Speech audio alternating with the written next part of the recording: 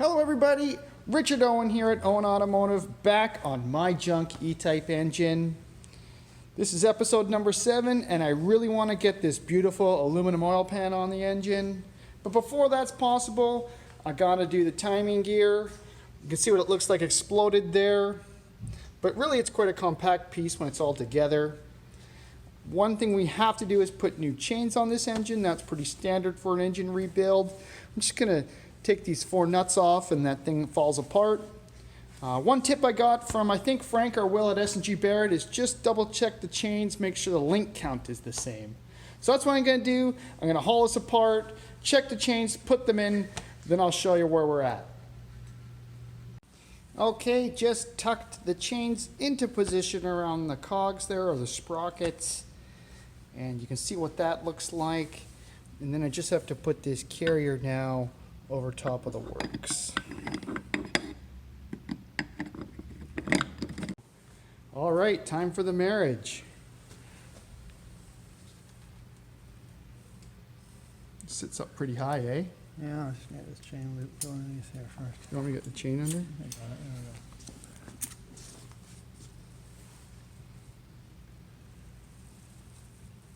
Just getting the chain wrapped around the crankshaft sprocket.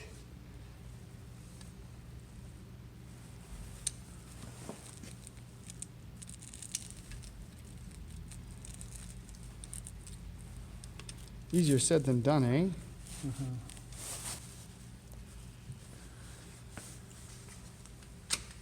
Right on, there she is. Good work, thanks. All right, time to assemble the chain tensioner. This is a new style tensioner. My dad says it's pretty common amongst other cars such as MGBs. It kind of has this ratcheting system built into the plunger. You can see on this sprocket, I guess you call it, there's a way there. And you have to get it to travel down. There's a peg in there and you want it to travel down into there. So what happens is this goes in, see where the peg is, and then you turn it as it goes in. There it is, so it's locked in place. Now the reason why they give you this red stop is because the way you actuate this is if you just push it in. So if I push this in, it's gonna pop out. And that's the way you activate it on the car. So you can put it in there, pull this out, push it in, and you got the spring tension. But that's not the only tension. There's actually some oil pressure tension that you have to worry about, and I'll show you that on the block. All right, here's the main timing chain and the bottom chain, the longer one. There's the vibration dampers here, they're still loose. The first thing to go in is going to be the tensioner itself. I have to put these shims in there. They go in behind, and the tensioner will come and provide tension. This is called a slipper, and the oil comes into here, provides pressure, and comes out and lubricates the chain. All right, just putting the tensioner in. It puts a lot of tension on the chain with the red stop in there. Okay, there's the tensioner installed, already putting quite a bit of tension on the chain.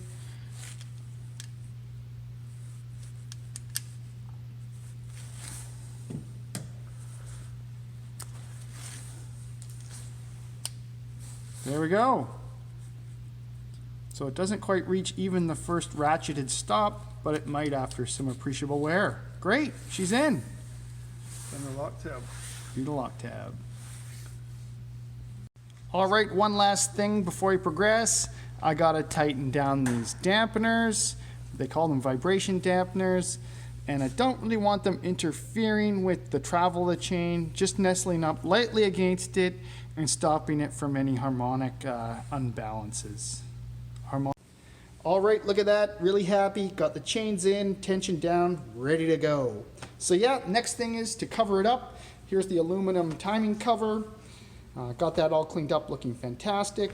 You can see the main seal there and the gaskets that hold it on. Gonna put it in with lots of silicone. One area my dad told me to really pay attention to is this water pump area here. Really clean out those threads, put some anti-seize, and then make sure there's a healthy amount of silicone around here to make sure that this does not leak. Yeah, that would be really bad if that area leaked. Last but not least, I want to show you some of the hardware that came back from my plater. I used Randy at Electroshine. Hi, Randy. And he plated these with the gold cad. I think it's cadmium, and then it's another process to make it gold.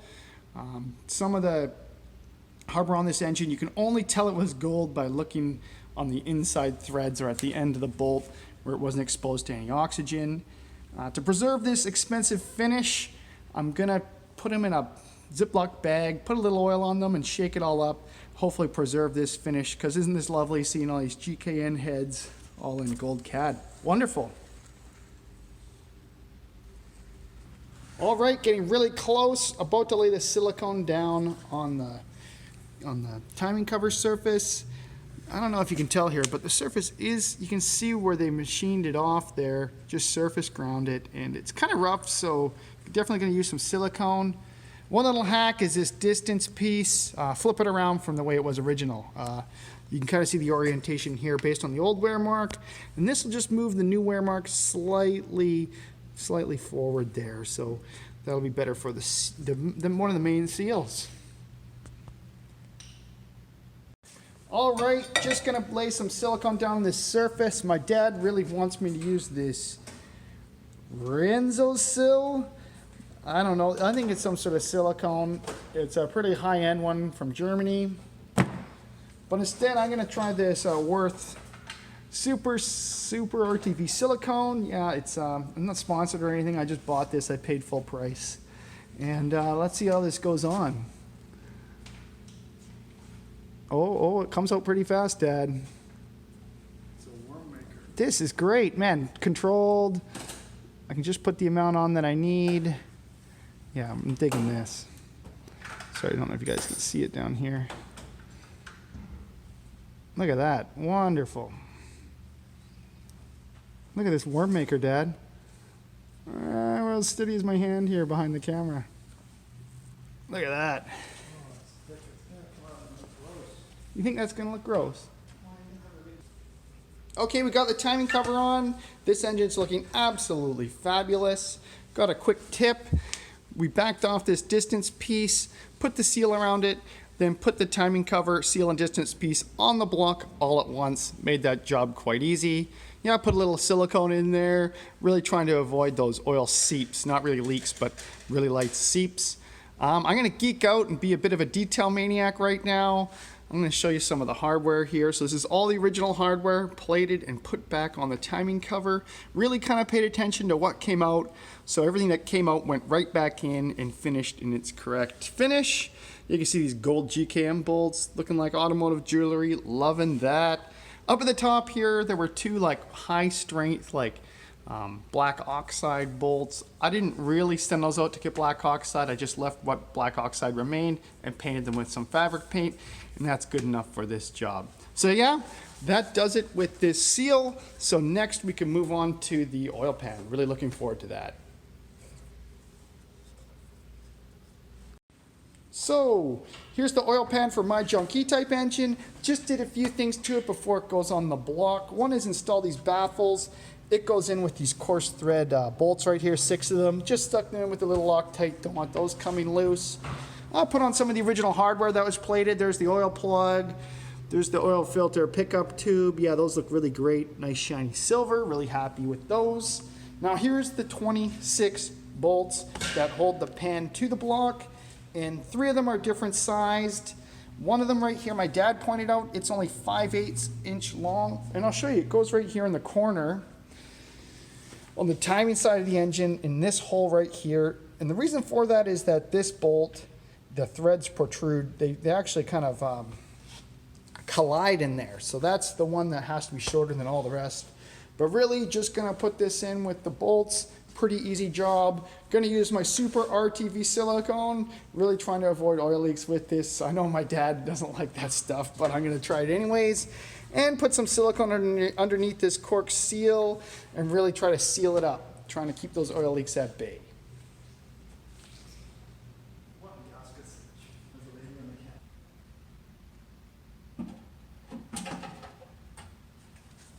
There we go, great.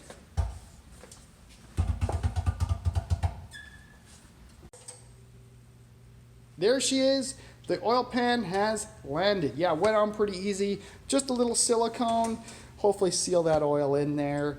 Yeah, but loving this. Oil pan just looks really nice here.